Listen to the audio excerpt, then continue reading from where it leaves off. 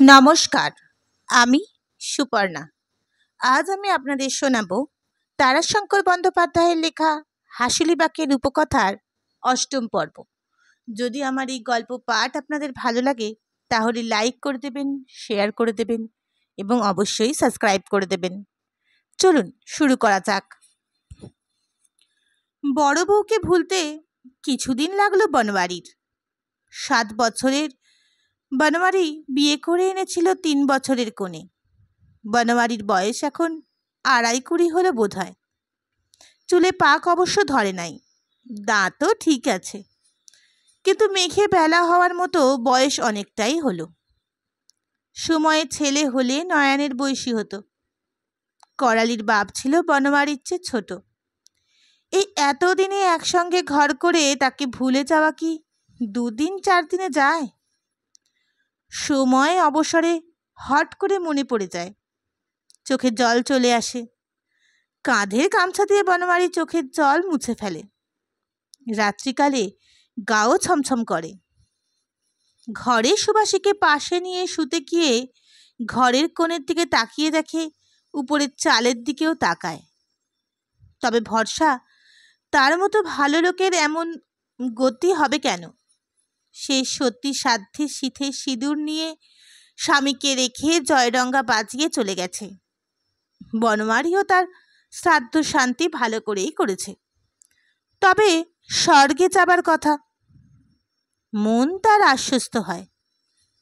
সে সুবাসীকে নিবিড়ভাবে কাছে টেনে নেয়।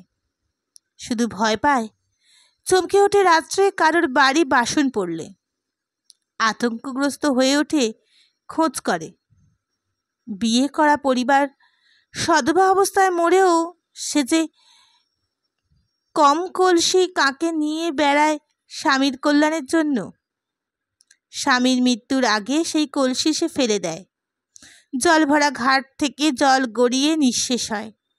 স্বামীর আয়ু শেষ হওয়ার ইঙ্গিত সেটা। বনমালীর তো এখন মরলে চলবে না, তাকে বাঁচতে হবে। মরবি বা কেন? কর্তার দয়া তার ওপর আছে। কর্তার প্রতি তার অগাধ ভক্তি। কালারুদ্রের ভক্ত সে।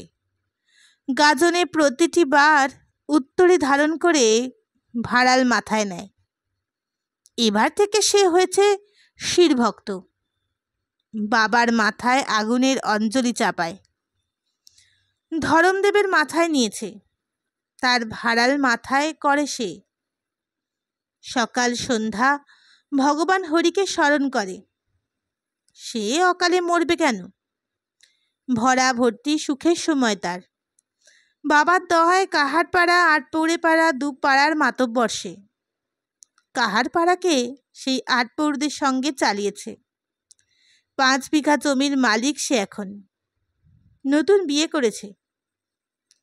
ছেলেপুলে হবে, তাকে মানুষ করবে। গোটা কাহারপাড়ার শান্তি।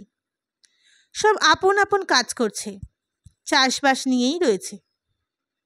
এক করালি বাঘ মানে নাই, তাকে নিয়ে বনমালীর ক্ষোভ খুব নাই। তার সঙ্গে খাওয়া দাওয়াই একরকম বন্ধ। সন্ধেবেলা আসে ছোড়া পাখিকে সঙ্গে নিয়ে। সে একরকম শুয়ে গিয়েছে। শুধু সে নজরে রাখে সুবাসীকে। সুবাসী বড় চতুর, কিন্তু সে যখন বনমালীর সঙ্গে চাতুরি করে তখন ভারী ভালো লাগে বনমালীর। পুজোর কাপড় নিয়ে ভারী চাতুরি খেললে সে। ষষ্ঠীর দিন বনমালীর দোকানে দুপুরে গিয়ে ফিরল সন্ধ্যায়। গোটা পাড়ার লোকই তার সঙ্গে গিয়েছিল। সেই জামিন হয়ে 2 টাকা 4 টাকা ধার দিয়েছে। মাতব্বরের এটা একটা কর্ম। তবে কাপড়ের দর আগুন। যুদ্ধ লেগেছে। শুধু কাপড় কেন, সব জিনিসের দরই খুব তেজি। ধান চালও চড়ছে হু হু করে। হলপে হলপে খবর আসছে যুদ্ধের, গেজেট মারফতে চন্দনপুরের বাবুদের কাছে। তা নিয়ে অবশ্য হাসুলিবাঁকির লোকেদের কিছু দরকার নেই। কাপড়ের দর বাজারের দরের কথা কইতে কইতে তারা বাড়ি ফিরল। আকাশটা থমথমে হয়ে আছে, মেঘ ঘুরছে। মায়ের পুজোতে এবার জল হবে। মা বোধহয় গজে আসছেন এবার। কাপড় এনে বসলো বনমালী। সুবাসী তেল মাখিয়ে লঙ্কা মরিচ পেঁয়াজ দিয়ে মুড়ি দিলে। এক ঘটি জল খেয়ে বনমালী উঠতেই তামাক দিলে। ভারী ভক্তি আজ সুবাসীর। তামাক টানতে বসলো বনমালী। হঠাৎ সুবাসী তার পায়ের সামনে পা ছড়িয়ে বসে করে ছোট খুকির মতো নকল কান্না কাঁদতে লাগলো। কি হলো? আমি কাঁদছি, খিলখিল করে হেসে উঠল সুবাসী। ঝাম হলো, সে আবার কি?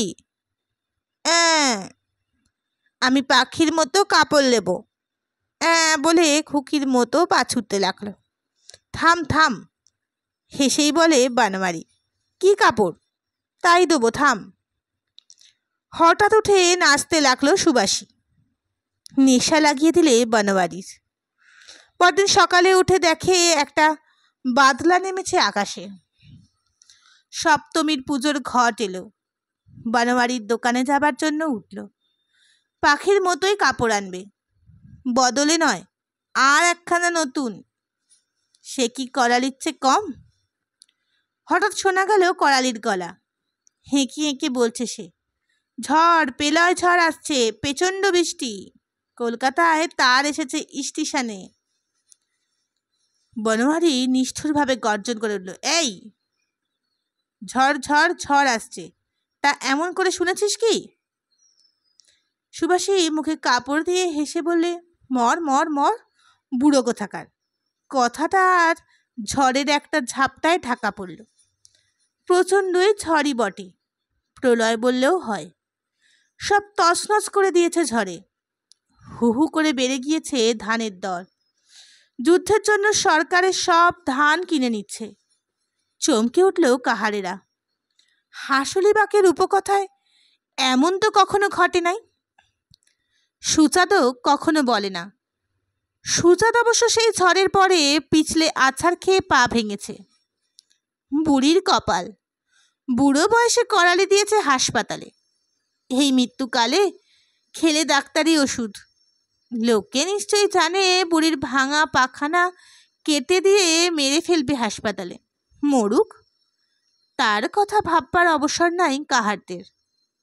তারা ভাবছে এ কি হলো। বিশেষ করে ভাবছে বনমালী। পৃথিবীতে যুদ্ধ বাঁধে, কত যুদ্ধ বেঁধেছে। শহরে দাঙ্গা হয়েছে, হইচই কলরব হয়েছে, তাতে হাসুলিবাকের কিচ্ছু আসে যায় নাই। বড় বড় ভূমিকম্পে শহর ভেঙেছে শোনা যায়। হাসুলিবাকের ছোটখাটো ঘরগুলি তাতেও কিছু হয় নাই। মায়ের বুকে ছোট্ট বাচ্চার মতো দুহাতে আঁকড়ে পৃথিবীর দোলনের সঙ্গে খানিকটা দুলে দিব্যি থেকেছে। অজন্মা আঁকড়া হলে কষ্ট হয়, ঝড় হলে কষ্ট হয়, বান হলে ভয়ের কথা বটে, কিন্তু সেও আবার সামলে ওঠে। অজন্মা আতরায় গাছপালা বাঁশ ঝাড় বেচতে হয় মনিবকে। অল্প স্বল্প তরকারি পতির থেকে লুকিয়ে ভাঙা জমি লিখে দিতে হয়। দিলে মনিবের ঘর থেকে ধান ধার মেলে। কোনো রকম আধপেটা খেয়ে বছরটা চালাতে পারলে নতুন ধান ওঠে। পরপর 2 বছর 3 বছর অজন্মা হলে মনিবের কাছে ধার জমে। সেই ধার শোধ করতে হয় বছরে বছরে। জীবনে তো পদ্মপত্রের জল। হঠাৎ মরে গেলে মনিবের কিছু ছেড়ে দিয়ে ছেলেকে কৃষানি দিয়ে বাকিটা তার কাছে শোধ নেয়। বানে ঝড়ে সব পড়লে, ঘর উঠলে কষ্ট হয় বটে, তবে নতুন হয়। এবারের ঝড় তেমনই বটে, কিন্তু এবার যে সামলানো দায় হলো। যুদ্ধ যে সর্বনাশ করে দিয়েছে। এবারেও রকমটা অত্যন্ত বেয়ারা ঠেকেছে বনমালীর। মনে হচ্ছে যেন টান ধরেছে। টানটা ঝড়ের চেয়েও বেশি যুদ্ধের টান। মাথার ওপর দিয়ে উড়োজাহাজ যাচ্ছে, হাসুলিবাকের মাথার ওপর দিয়ে। মাঝে মাঝে পাক দিয়ে দিয়ে ঘোরে। আওয়াজে কানে তালা ধরে, বুকে কেমন ধ্বনি ওঠে। ছেলেগুলো হাততালি দিয়ে হৈ হৈ করে ছুটে যায় খানিক দূরে। এ কি খারাপ লক্ষণ? চাল ধানের দর হু হু করে চড়ে গেল। 18 আনা মন ছিল, হয়েছে 4 টাকা। বলছে আরও চড়বে। সমস্ত জিনিসের দর চড়ছে। সে সব আবার ধানের দরকেও ছাপিয়ে গেল। হাসুলিবাকের দিন চলা ভার হয়েছে। এর ওপর শ্রাবণ মাসে কী সব হলো। দেশের লোক খেপে গেল। থানা পোড়ালে, রেজিস্ট্রারি অফিস পোড়ালে, রেলের লাইন তুলে দিলে। পল্টন এলো, সেপাই এলো, দমাদম গুলি করলে। ভদ্রলোক মারলে না, বাবু মারলে না, কতক ধরে বেঁধে নিয়ে গেল। জাঙ্গলের সদ্গম মহাশয়দের 2 জন ছেলেকে ধরে নিয়ে গিয়েছে। যুদ্ধ যেন হাঁটতে হাঁটতে জাঙ্গল পর্যন্ত এগিয়ে এসেছে। পাশাপাশি জমিতে ধান কাটতে কাটতে কথা বলছিল বনমালী আর রতন। কার্তিক শেষ হয়েছে, অগ্রহায়ণের প্রথম। সংক্রান্তিতে মুঠো লক্ষ্মী কেটে নিয়ে ঘরে তুলেছেন মণি মহাশয়রা। এখন পড়ল ধান কাটার পালা। নবীনের ধান কাটা চলছে। না কাটলে নয়, তাই কাটছে। নইলে যা ক্ষেতের অবস্থা, তাতে ধান কাটা চলে না। আর কাটবেই বা কি? এবার শুধু খড় আর খড়, আর শীষে শুধু খোসা, তুষ, চাল নাই। খেতে এখনো জল চলছে, গোড়ালি ভর জল। অগ্রহায়ণের হিমে ঠান্ডা কনকন করছে। আশ্বিন মাসে প্রচণ্ড ঝড় হয়ে গিয়েছে। 2 দিন ধরে ঝড়। যত ঝড় তত জল। দশভূজা মায়ের পূজায় সপ্তমী অষ্টমী যে প্রলয় কাণ্ড। বড় বড় গাছ পড়েছে, বাঁশঝাড়গুলিও শুয়ে গিয়েছে। সে কি ভীষণ কাণ্ড। ধান এবার হয়েছিল ভালোই, কিন্তু এই ঝড়ে থোর শুদ্ধ ধান ফাটিয়ে শুইয়ে দিয়ে গিয়েছে। তার উপর বয়ে গিয়েছে জলের স্রোত। ধান শুধু খড়, খড় আর তুষ। কি হবে বল দেখি বনমালী, খাবো কি? বনমালীর প্রশ্নটার উত্তর দিতে পারে না। নিত্য এই প্রশ্ন তার কাছে করছে পাড়ার লোক, কিন্তু বনমালী তার কি উত্তর দেবে? এর উপরে কাল যুদ্ধ। কাল যুদ্ধ বই কি? কালো রুদ্রের শাসন ভেঙে জাঙ্গল পার হয়ে বাঁশবাদীর ঘরে ঘরে টান দিচ্ছে। কর্তা ঠাকুরের তলাটি সে মানসিক মতো বাঁধিয়ে দিয়েছে। সেখানে সে গিয়ে নিত্য প্রণাম করে, কিছুক্ষণ বসেও থাকে, কিন্তু কোনো হদিশ আর মিলছে না। রতন আবার প্রশ্ন করে, বনমালী? একটা দীর্ঘ নিঃশ্বাস ফেলে বনমালী বলে, কি বলবো অতন? অদৃষ্টের ওপর হাল রদিশ কি আছে? তা বল। নে কি নে, যা আছে তাই হবে। তোমাকে ভাই এটা কথা বলি নাই। মাতলা ছোড়া বউকে নিয়ে পালাচ্ছে। পালাচ্ছে কোথা? কে জানে ভাই। জিনিসপত্র নিয়ে ভোর এতে পালিয়েছে। কাল সজনে বেলায় এসে বলছিল, মনিবের ধান মনিব কেটে লেগে, আমি ধানও কাটবো না, ভাগও লবো না। তা বললে হবে কেন? ই যে মহা অন্যায় কথা। অন্যায় তো বটে, কিন্তু আমি কি করব বল? তুমি কাজে ঢুকিয়ে দিয়েছিলে, তাতেই তোমাকে বলছি। খুব ক্রুদ্ধ হয়ে উঠল বনমালী। সে কথা এখন বললে কি হবে? কাল সজনেতে যখন বলেছিল তখন বলো নাই কেন? চলে যাবে বলেছিল, তা সে আজই যাবে তা কি করে জানবো বল? তাছাড়া আর তখন অনেক। তুমি শুয়েছ, এতে ডাকলে তুমি আগ করো। কথাটার মধ্যে একটু রসিকতা আছে। রাত্রে ডাকলে বনমালীর রাগ করে, এই কথার পিছনে তরুণী সুবাসিনীর অস্তিত্বের ইঙ্গিত রয়েছে। কথাটা কিন্তু অর্ধসত্য।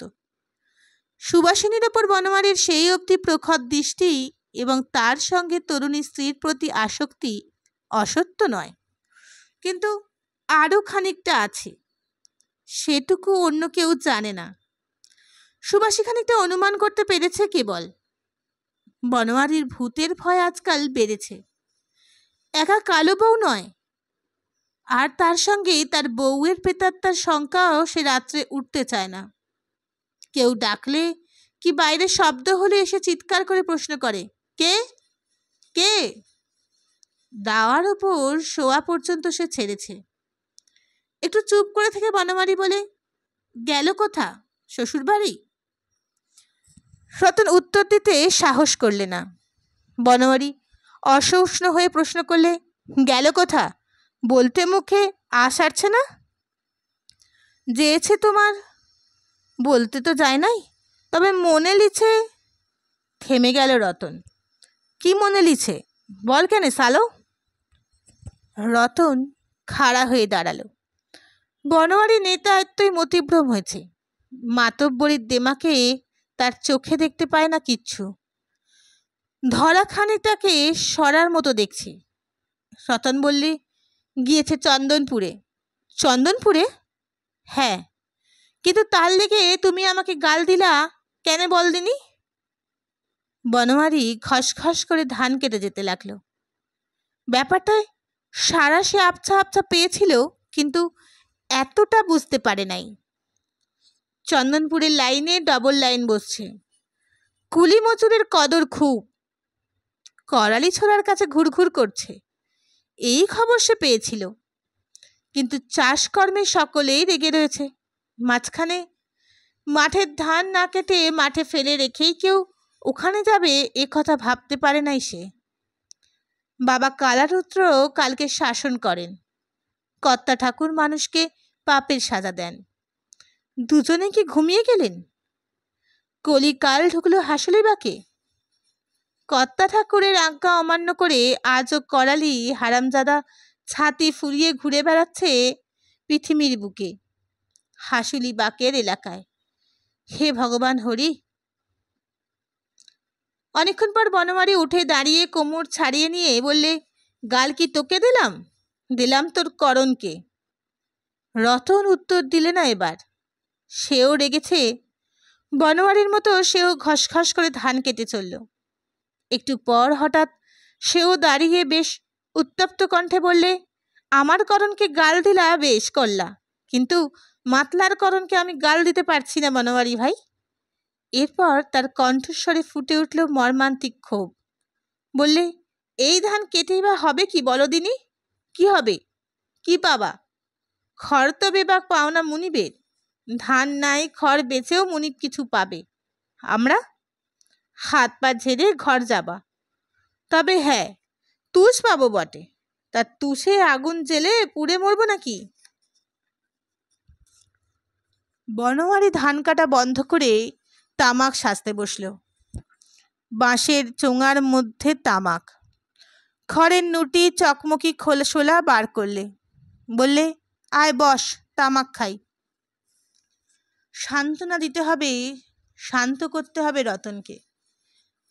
বেচারা একেই বড় দেনায় জড়িয়ে পড়েছে। হোদামণ্ডল মহাশয়ের খাতায় ধানের টাকা বেশ মোটা অঙ্কে হয়েছে। তার উপর এবার চাষের সময় ধান যা ঋণ নিয়েছে সেটা গোটাগুটি চাপবে। বাঁশঝাড় দুটো, বটের গাছ একটা, দুটো ছাগল, একটা দুধলা গাই নিয়েছে মণ্ডল মহাশয়। তারপরেও অনেক বাকি। হিসেবে ভুল নাই।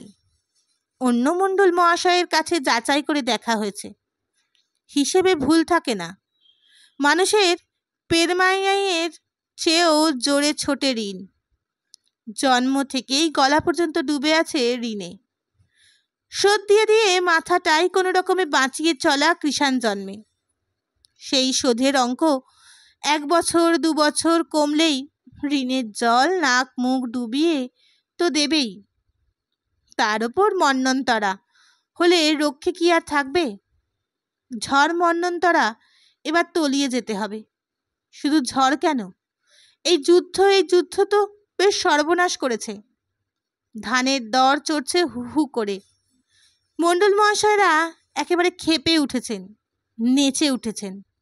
ধান বেচে টাকা করছেন। কিষাণদের টুটে টিপে ধরেছেন।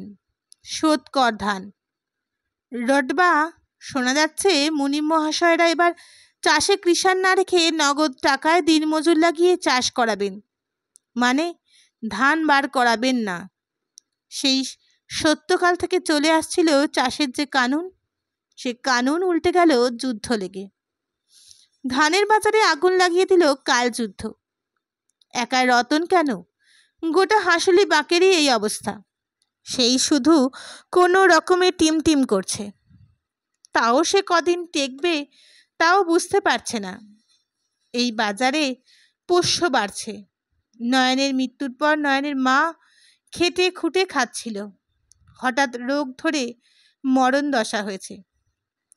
বনওয়ারি তাকে খেতে দিচ্ছে, দিতেই হবে, না দিলে সে কি না খেয়ে মরবে? মানুষের দশা কখনো হাতি কখনো মশা।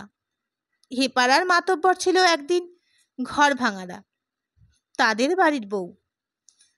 আলের ওপর বসে রৌদ্রে ভিজে পা শুকিয়ে বেশ খানিকটা আরাম বোধ করলে।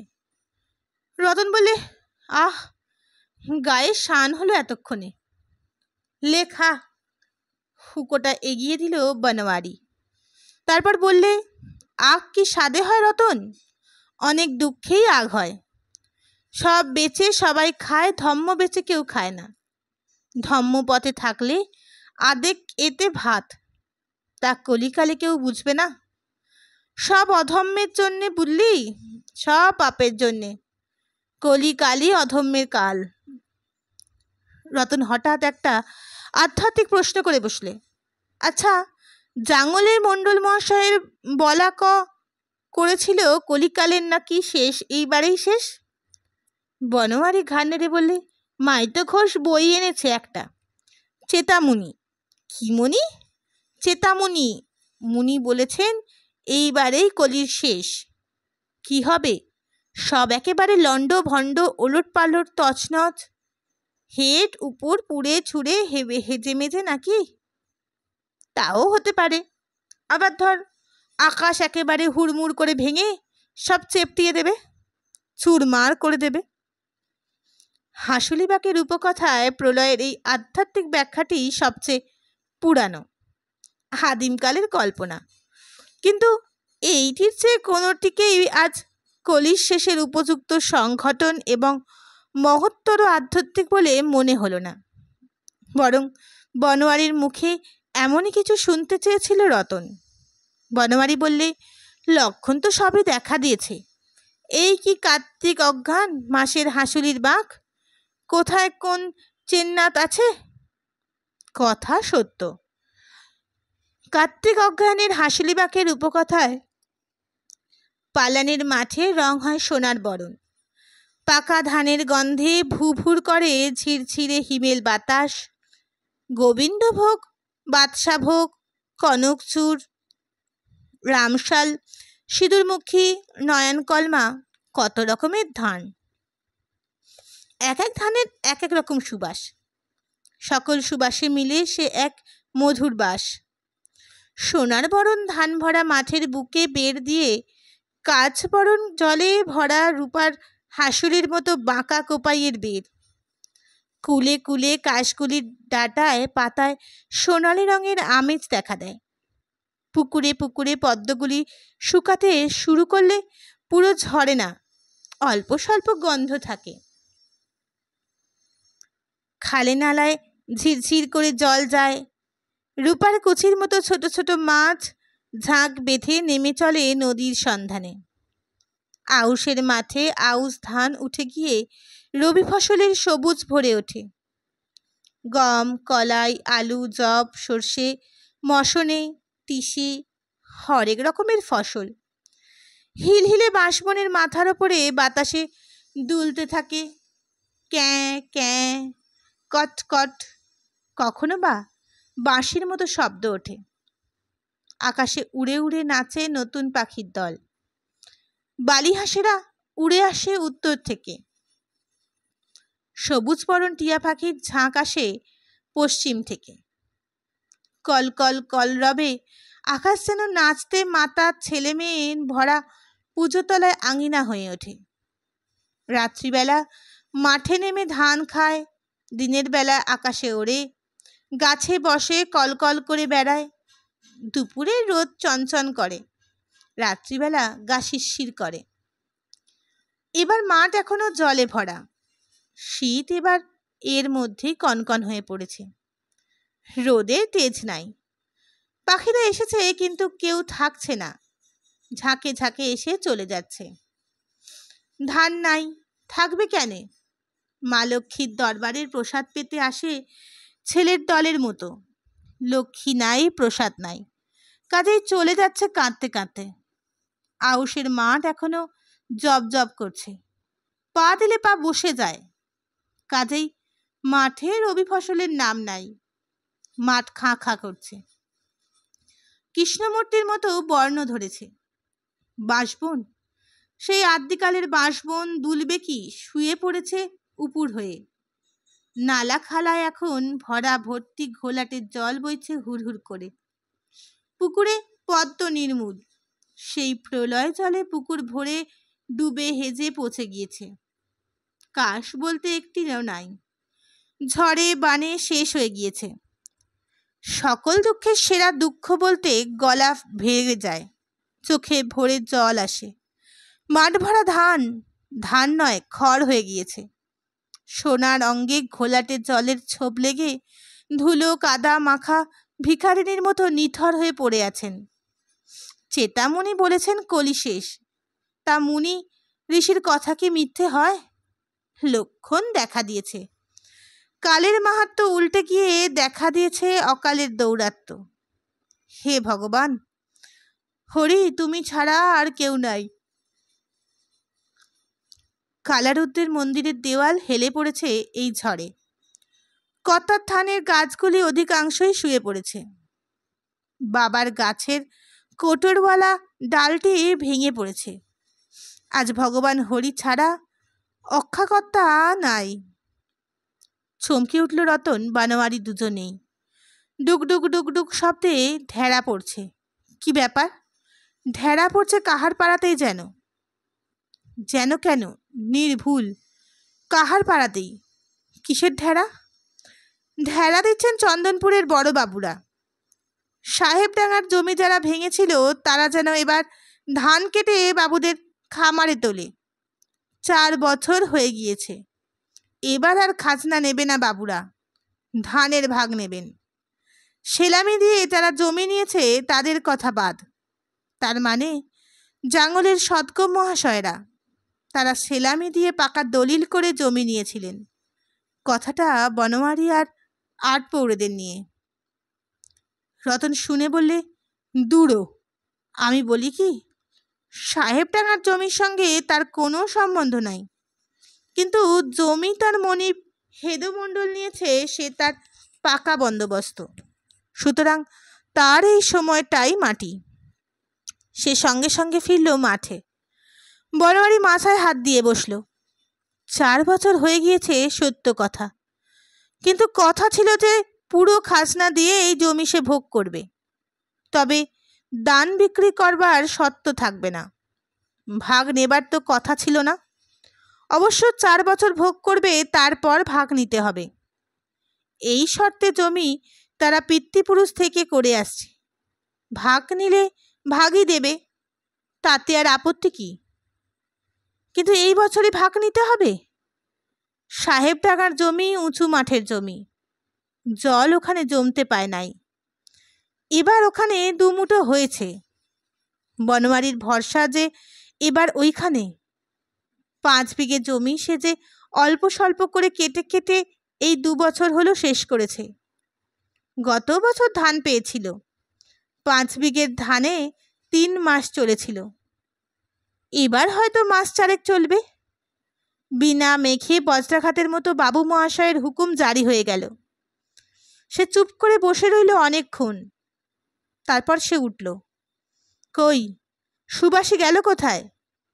ওই এক ফ্যাসাদ বাঁধিয়েছে সে, নাচুনির মতো স্বভাব মেয়েটার।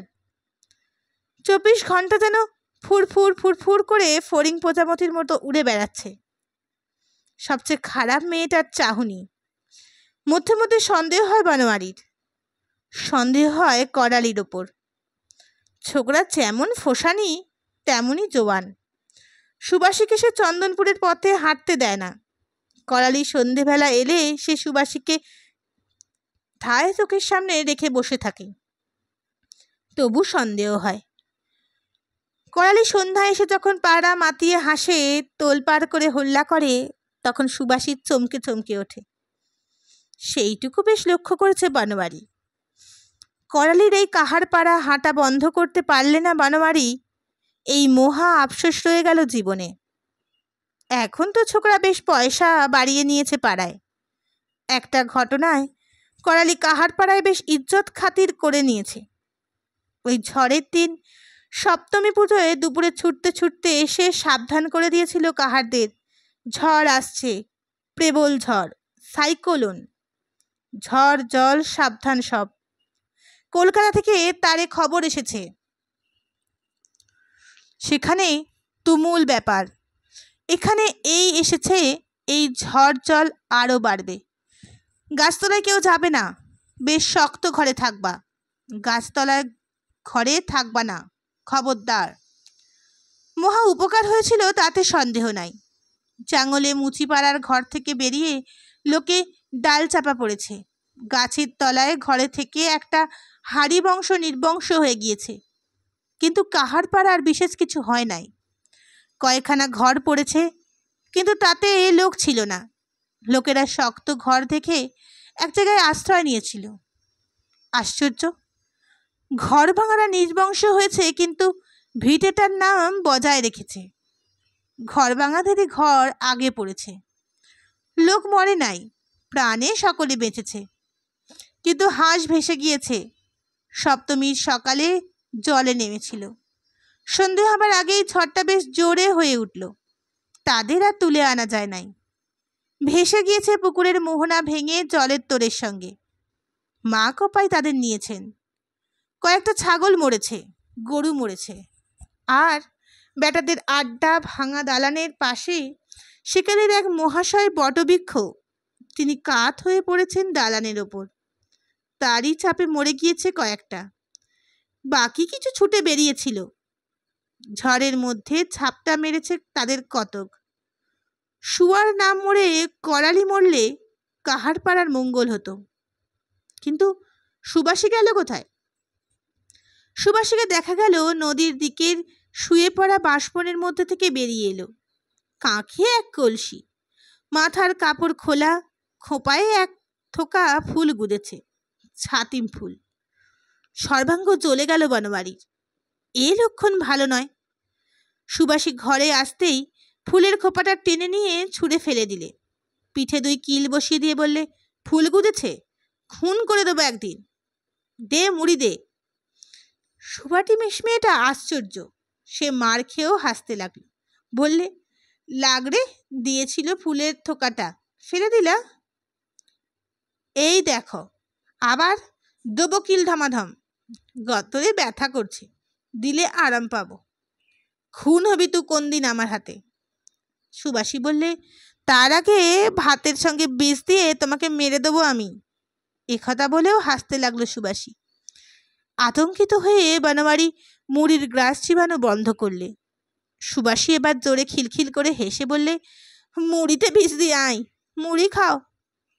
তারপর বললে, তুমি খানিক খ্যাপা পাগলও বট। মাতব্বর বলে লোক, মরণ বলে সে কি গিয়ে আবার ছাতিম ফুলের গুচ্ছাটা তুলে নিয়ে মাথায় গুছলে। বনমালী আর কোনো কথা না বলে মুড়ি খেয়ে চন্দনপুর রওনা হলো। জানে কিছু হবে না, হাকিম ফেরে তবু হুকুম রদ হয় না। তবু গেল। এই বছরটার মতো, শুধু এই বছরটার মতো। ভাগেই যে করবে আসছে বছর থেকে। কাঁধ বেঁকিয়ে ভারী পা ফেলে সে চলল। জাঙ্গল পার হয়ে খানিকটা এগিয়েই সে শুনতে পেল চন্দনপুরের কলকল শব্দ। এত শব্দ আগে ছিল না। রেল লাইন হওয়ায় সময় থেকে চন্দনপুরের কলকলানি বেড়েছে। এবার আবার ভীষণ কাণ্ড। দোসরা লাইন পাচ্ছে, যুদ্ধ লেগেছে, তার জন্য তোড়জোড় হচ্ছে। চন্দনপুর থেকে ক্রোশ কয়েক উত্তরে একটা জঙ্গলের মধ্যে উড়োজাহাজের আস্তাবল হচ্ছে। ওহ, বড় ভীমরুলের চাকে ঢেলা মারলে যেমন গজগজ গোঙানি ওঠে, তেমন শব্দ। মধ্যে মধ্যে ফোঁস ইঞ্জিনের ফোঁসানি, ভোঁ ভোঁ ভোঁ বাঁশি কান ছেনা করে বেজে উঠছে। হঠাৎ সে থমকে দাঁড়ালো। আলপথের ওপরে সদ্য ভাঙা কয়েকটা পাতা পড়েছিল, সেই থেকে চেয়ে রইল। ছাতিম পাতা, পিছনেও একটা একটা দুটো ছাতিম পাতা ফেলে এসেছে। এখানে অনেকগুলি পড়ে রয়েছে। আশ্চর্য হয়ে দাঁড়াবার কথা নয় এতে, কিন্তু বনমালী মনে পড়ে গিয়েছে সুবাসীর চুলে ছাতিমের ফুল। তারপরে তার মনে হলো ছাতিমের গাছ আছে মা কোপাইয়ের কুলে, জাঙলে নাই। আর কোথায় আছে? আর এই সদ্য কেউ পাতা ফেলে গিয়েছে, সদ্য সদ্য। কোষ কেঁদে বনমালী কাহারের হাঁটতে শুরু করলে। কাঁধে ভার না চাপলে সে কদমে হাঁটা হয় না ঠিক, তবু যতটা পারে। কেউ নজরে পড়ল না। চন্দনপুর স্টেশনে একবার দাঁড়ালো, লোকজন অনেক। চারিদিক চেয়ে দেখে সে কোনো হদিশ না পেয়ে বাবুদের কাছারির পথ ধরলে। হঠাৎ দাঁড়ালো। কাঁকর পাথরের পথ, কয়েকটা কাঁকর পাথর তুলে নিয়ে গুনতেলা চলল। বিজোড় যদি হয় তবে পথের ছাতিম পাতার সঙ্গে সুবাসীর মাথায় গোঁজা ছাতিম ফুলের কোনো সম্বন্ধ নাই।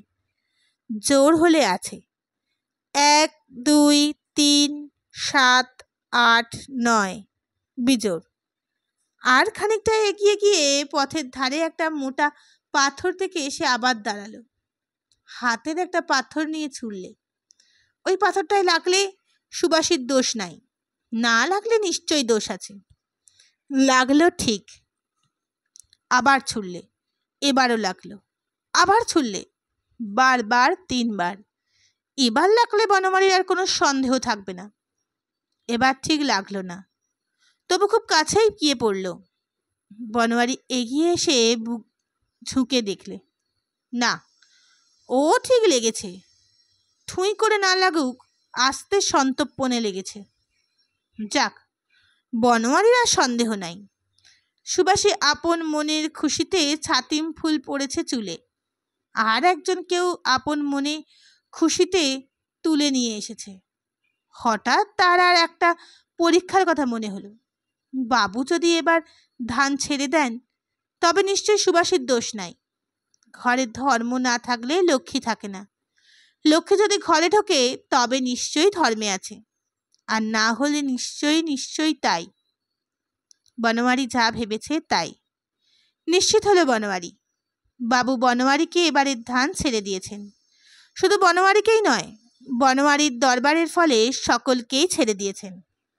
তবে আগামীবার থেকে ভাগে চাষের শর্ত হয়েছে। ডেমিতে কবুলতি লিখে টিপ ছাপ নিয়েছেন। হাসুরিবাকের উপকথায় দলিল নাই, দস্তাবেজ নাই, রেজিস্ট্রারি নাই, পাওনার তামাদি নাই। মুখের বাক্যতে কারবার চলে আসছে। 5 জন সাক্ষী রেখে টাকা দেওয়া নেওয়া চলে, কিনা বেচা চলে। তকবার হলে কর্তার থানে বেলগাছার শিকড়ে হাত দিয়ে শপথ করে বলতে হয়। কিন্তু বাবুদের দলিল দস্তাবেজ আছে, খাতাপত্র আছে। তাদের কারবার উপকথার কারবার নয়। সাল, সন, মাস, তারিখ, দলিলদাতার নাম, তস্য পিতার নাম, পেশা, নিবাস, বিক্রয়ের কারণ, সত্য, শর্ত, আমূল মামুল, চৌহদ্দি, সকল বিবরণ। মায়ের শরীর অসুস্থ, অন্তর খোলসা, এ কথাও লিখতে হয়। বনমালী বুড়ো আঙুলে তেলকালি মাথায় চুলে মুছে বেরিয়ে এলো। জয় ভগবান হরি, জয় ধরমদেব, বনমালীর ধনমান বাঁচালো বাবা। কাছারি থেকে বেরিয়ে দেখলে বেলা পড়ে এসেছে। আসবারই কথা। ও বেলা জল খেয়ে বেরিয়ে পথে ঢেলা গুনে ঢেলা ছুঁড়ে যখন কাছারি এসে পৌঁছেছিল তখন বেলা 12টা পার হয়ে গিয়েছিল। 3টের পর কাছারি বসেছে। ততক্ষণ বনমালী খানিকটা শুয়েছে, খানিকটা বসেছে, আরও কয়েক রকম পরীক্ষা করেছে ছাতিম ফুলের সমস্যা নিয়ে। বাবুর দরবারে শেষ পরীক্ষার ফলে খুশি হয়ে বেরিয়ে বেলা পড়েছে দেখে সে গেল পাঁচুইয়ের দোকানে। সাহা মহাশয়ের দোকান, গায়ের বাইরে পুকুর পাড়ে। পাঁচুই মদের গন্ধে মোহ করছে। বাবুরা নাকে কাপড় দেয়, কিন্তু হাঁসুলি বাকের উপকথায় এই গন্ধ প্রাণ মাতানো গন্ধ। নাকে ঢুকলেই জিভে জল সরে, খাবার ইচ্ছেটা প্রবল হয়ে ওঠে। দলে দলে বসেছে সব। চন্দনপুরের জেলেরা ছোট ছোট দলে বসেছে মাছ পোড়া নিয়ে। সাঁওতালেরা এসেছে গোসাপ ইন্দুর পাখি মেরে নিয়ে আগুন জেলে পুড়িয়ে নিচ্ছে। চামড়ার পাইকারেরা গোসাপের চামড়া কিনছে। চারিদিকে হাঁক উঠছে, ডাক উঠেছে, মাতন লেগে গিয়েছে অনেকের। গান চলছে, তকরায় চলছে, মধ্যে মধ্যে লাইও লাগছে টুকরো টুকরে। হাসুলির বাকের লোকেরা এখানে দল বেঁধে বসত, তাদের জায়গাটা খা খা করছে। পয়সা নাই, হাসুলি বাকের লোকেরা মদ খাবে কোথা থেকে? হে ভগবান হরি! একটা দীর্ঘশ্বাস ফেলে বনওয়ারি বসল। হাসুলি বাকের কাহারদের কত বিক্রম এখানে, কত দিন কত দলের সঙ্গে মারপিট করে বাড়ি ফিরেছে। এখানে বসতো তার ইচ্ছা হলো না। একবার মদ কিনে নিয়ে এসে ফিরল, পথে খাবে। হঠাৎ মনে পড়ল কাহার পাড়ার মাতব্বর্ষে কোন মুখে একবার মদ নিয়ে ঢুকবে সেখানে? কাউকে না দিয়ে ঘরের কোণে একা বসে মদ খাবে সে? সুবাসী যদি এক ঠোক চায় তবে? পথ চলতে চলতে এসে মধ্যে মধ্যে দাঁড়িয়ে খানিকটা করে খেতে লাগলো। অবশেষে একটা বেশ নির্জন গাছতলা দেখে তার তলায় বসে সে মদটুকু খেতে লাগলো। শুধু ভাবতে লাগলো সুবাসীর জন্য এক ঢোক রাখবে কিনা। সুবাসী তো একা নয়, তার কাকা অমন বুড়ো আছে, নয়নের মা আছে। অমন বুড়োর লম্বা লম্বা কথা, কাজের মধ্যে কাজ, গরু চড়ায়। তবে গত বছর বুড়ো কিছু কাজ করেছিল, টানার বছর ছিল। বুড়ো 5 জনটি হাতে নিয়ে আলের ধারে ঘাস কাটার অছিলায় বসে বসে ঘুরত। সুযোগ পেলেই আলের মধ্যে 5 লাঠি গুজে ভিতর ভিতর গর্ত করে পরের জমির জল বনওয়ারির জমিতে আসবার গোঙাল করে দিত। আবার বুড়ো চোরও তেমনি। বনওয়ারির ধানের শীষ কেটে নিয়ে দোকানে দিয়ে বেগুনি ফুলুরি খেয়ে আসে। ওর চেয়েও বেশি চোর হয়েছে নয়নের মা। ছেলে মরে গেল, এমন যোগ্য ছেলে, সেই মানুষ রোগ হয়ে লোকের বাড়ি বাড়ি চুরি করে হেসেল থেকে তরকারি অম্বল খেয়ে বেড়াচ্ছে। ও দুজনেই এই সামনের শীতে যাবে দায় বনওয়ারির। হায় রে মাতব্বর, সুচার পিসিও যাবে নিঘাত। সে এখনো হাসপাতালে, পা জোড়া দেবে বলে রেখে দিয়েছে। কিন্তু ওই পাখি জোড়া লাগে? কাটবে, কেটে মরবে ওকে। এই একেই বলে সৎসঙ্গে কাশিবাস, অতর সঙ্গে সর্বনাশ। করালি হারামজাদা, মন্দমতি, তার পাল্লায় পড়ে অবশেষে ঠ্যাং কেটে ইংরাজি ওষুধ খেয়ে জীবনটা যাবে। সাধে কি বনওয়ারি বলে, হেঁটো না পথে, হেঁটো না। কে, কারা কারা আবার ঝগড়া লাগালে এই ফাঁকা মাঠের মধ্যে রাত্রিবেলা? একটি মেয়ের গলা, একটি পুরুষের গলা। অঙ্গের খেলা হাসলে বনওয়ারি। মেয়েটি রেগেছে, মান করেছে। কে, কার গলা? সোজা হয়ে বসলো বনওয়ারি। পাখির গলা। পাখি বলছে, না না না, তোর সব মিছে কথা, সব মিছে কথা, আমি সব বুঝেছি। কি বুঝেছিস কি? করালি বলছে, ওরা ফিরছে কাহার পাড়া থেকে। সন্ধেবেলায় আসর সেরে রোজ যেমন ফেরে। আমি সুবাসীর খোপায় ছাতিম ফুল দেখেছি। ছাতিম ফুল কোপাইয়ের ধারে আছে, সে পড়েছে। পড়েছে দিয়েছে কে? তুই সকালবেলা কাজ আছে বলে বেরিয়ে গিয়ে আমাকে ছাতিম ফুল নিয়ে গিয়ে দিলি। বললি নদীর পুলের ধার থেকে এনেছি। তুই পুলের ধারে যাস নাই, আমাকে বলেছে নদীর ধারের গ্যাংয়ের লোকেরা। তবে তুই কোথা পেলি ছাতিম ফুল? সুবাসী বা আমার মাথায় ছাতিম ফুল দেখে হেসে ফেলে বললে, তোমাকে ছাতিম ফুল কে দিলে হে? কেন বললে? আমি বুঝি না কিছু লয়। বুঝেছিস, বুঝেছিস? জানিস পৌষ মাসে একটা ইন্দুরে 10টা বিয়ে করে। আমার এখন 12 মাস পৌষ মাস। গাঙের সর্দার আমি সুবাসীকে নিয়ে এসে সাঙা করব। তাতে তোর ঘর করতে খুশি হয় করবি, না হয় পথ দেখবি। কি বললি? হঠাৎ চারিদিকটা একটা হাঁকে যেন কেঁপে উঠল। বেরিয়ে এলো বনওয়ারি, জানোয়ারের মতো গর্জন। এই এই! করালি চমকে উঠেছিল প্রথমটা। কে? বনওয়ারি সামনে গিয়ে দাঁড়ালো, খপ করে চেপে ধরলো তার টুটিটা, সজোরে টিপতে লাগলো। নখ, দাঁত, কিল, চর, ঘুষি। হাসুলি বাকের বাঁশবনের ছায়ায় একদিন যুদ্ধটা শুরু হয়েও শেষ হয় নাই। আজ শেষ হবার করে ছাড়বে না বনমালী। হাঁসুলি বাঁকের বাঁশবনের অন্ধকারে ঝাঁকড়া গাছটায় শাখা পল্লব থেকে প্রতি মুহূর্তে নেমে গভীর হতে লাগলো। নিষ্ঠুর প্রহরের শব্দ, হিংস্র গর্জন, কাতর মৃদুস্বর শোনা যাচ্ছে শুধু। অনেকক্ষণ পাখি স্তম্ভিত হয়ে দাঁড়িয়ে আছে। হঠাৎ সে সভয়ে প্রশ্ন করলে, কে? একজন পড়ে রয়েছে। একজন গাছতলার অন্ধকার থেকে বেরিয়ে আসছে। ভয়ে তার বুক গুড়গুড় করে উঠল। বনমালী হলে? আতঙ্কে শিউরে উঠল সে। তাহলে তার নিস্তার নাই। করালি বললে, আমি, চল। রক্ত ঝরছে, সর্বাঙ্গ ক্ষত বিক্ষত, চল। রাত্রি কত তার ঠিক ছিল না, তবে কৃষ্ণপক্ষ। আকাশে চাঁদ উঠেছে, আধখানা চাঁদ। পোয়া আকাশ পার হয় হয়।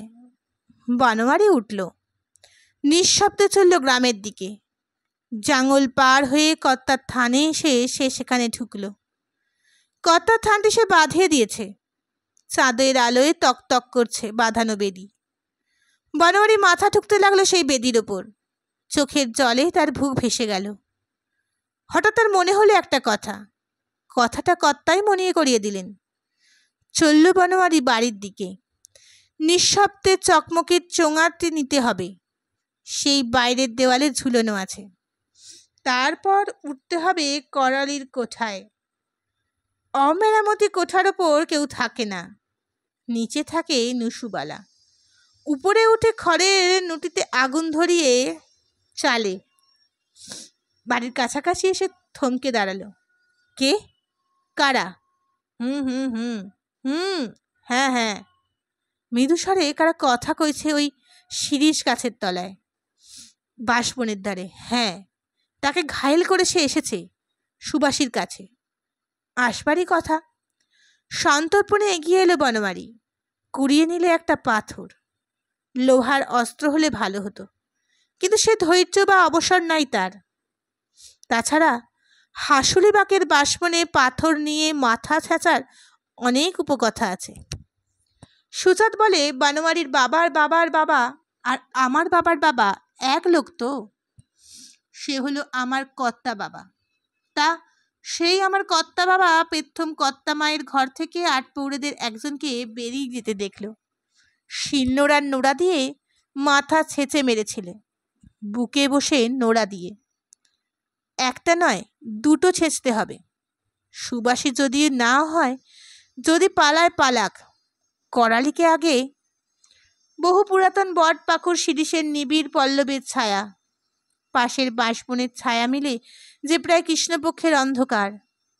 চাঁদের আলো এখানে ওখানে ছোট ছোট টুকরো হয়ে পড়েছে, যেন কালো শ্যাওলা ধরা দেওয়ালে এখানে ওখানে চুনের ছোপ পড়েছে। সেই অন্ধকারের মধ্যে নোড়া হাতে এগিয়ে চলল বনমালী। শিরিষ গাছের অদূরে দাঁড়ালো। কই কই, কিন্তু খুব মৃদু হু হু শব্দে কথা তো শুনতে পাওয়া যাচ্ছে। হঠাৎ বনমালী উৎকেন্দ্রিত। অতিমাত্রায় ব্যগ্র মদের নেশার ঘোরে অর্ধ আচ্ছন্ন চোখের সম্মুখে স্পষ্ট বেরিয়ে এলো দুটি ছায়াছবি। বনমালীর বুকটা লাফিয়ে উঠল। চলল সে পিছনে পিছনে। ওই চলেছে, ওই চলেছে, ওই। বাঁশবন শেষ হয়ে এলো। একবার দাঁড়ালো সে, আবার চলল। হঠাৎ পাশের একটা ঝোপ থেকে দুটো কালো পাখি হু হু শব্দ করে দীর্ঘ পাখা বিস্তার করে উড়ে গেল। চন্দ্রালোকিত শূন্য লোকের শুভ্র স্বচ্ছতার মধ্যে দিয়ে ভেসে চলে গেল কালো কালো দুটি অশরীর মতো। ক্রমশ উঁচুতে উঠে তারা গিয়ে বসল সামনের কোপাইয়ের ধারে, দহের ওপরে সেই শিমুল গাছটার ডালে।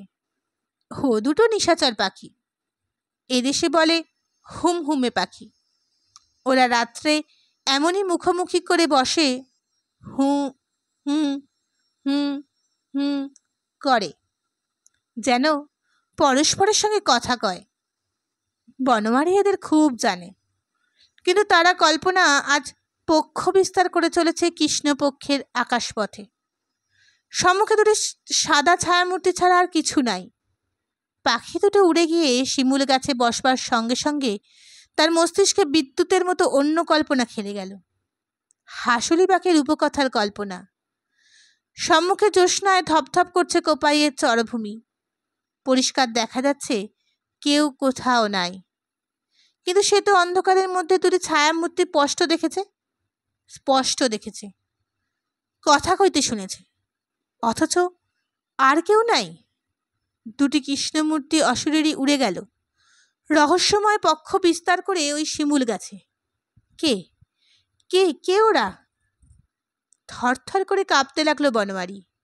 কালো বউ, বড় বউ, দুজনে তারা কি? আর তো একটা চিৎকার করে পড়ে গেল বনমালী সেখানে, জ্ঞান হারিয়ে গেল। হাঁসুরিবাকের বাঁশবনের ওদিকে বসতির মধ্যে কাহারেরা দুঃস্বপ্ন দেখেছে ঘুমের মধ্যে। এদিকে কোপাইয়ের জলের বুকে হেমন্তের শেষ রাতে শরতের হালকা সাদা মেঘের মতো কুয়াশা জেগে উঠছে। চরভূমিতে আশ্বিনের সাইক্লোনের প্রচণ্ড বৃষ্টিতে ভিজে জবজবে পাতা ভরা জায়গাগুলিতে জেগে উঠেছে অনুরূপ কুয়াশার একটা পুঞ্জ। সে পুঞ্জ আশ্রয় করেছে ঝোপঝাড়গুলিতে। তেমনই একটি কুয়াশার আস্তরণ ক্রমশ জেগে উঠতে লাগলো হাঁসুরিবাকে বীর কোষ বেঁধে বনমালীর বিশাল দেহটিকে ঘিরে। তবু তো সে এত সহজে মরার মানুষ নয়, হাঁসুরিবাকের উপকথার মানুষ। মধ্যে মধ্যে কাঁপছিল তার দেহ।